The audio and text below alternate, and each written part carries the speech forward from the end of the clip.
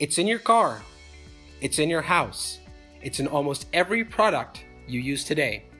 The oil and gas industry have redefined the way we use energy and live our lives. But how do you procure this type of energy from thousands of feet below the ground? Welcome to Tenaris, one of the leading producers of tubing for oil and gas industry.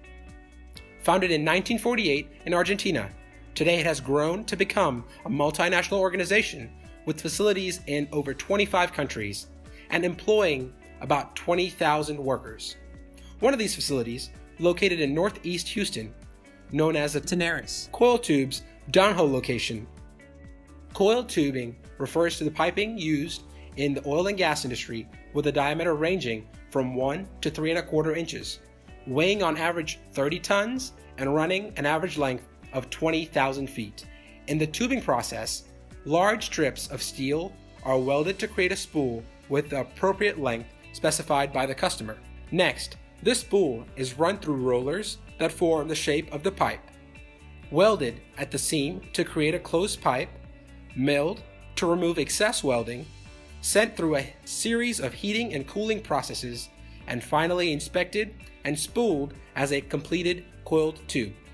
From here, the pipes enter the heat treatment process and then to a non-destructive testing line for quality inspection before being shipped to the customer.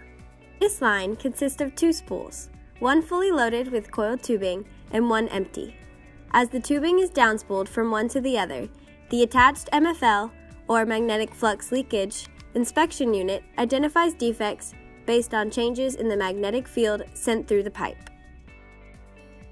The defined goal of this project was to increase the line's possible utilization, which is calculated by the effective time divided by the possible time, to 5.4%. This is equivalent to a 1-hour reduction per shift. The data collected by the operators during the months of September and October were analyzed. In addition, time and work observations were conducted to verify the accuracy of the recorded time allocations and create a process map. SMED methodology was applied in order to identify the tasks within the process that are value-added and non-value-added, and those that can be externalized, removed, or streamlined. To do this, it was necessary to understand the overall allocation of time. The data was categorized under the following time allocations. Operation interruptions, 20%, and program stoppages, 36%, make up the largest majority of downtime. Further analysis suggested that process delays, which are common and expected events of downtime, operation delays, which are special and uncommon events of downtime, and the processes of pre- and post-setup, which are program stoppages at this line, were deemed as the target subcategories in which process optimization and efficiency would occur. In conclusion, this diagnosis facilitates the improvement of the possible utilization by a minimum of 5.4%. But before we go, we'd like to thank a few very special individuals.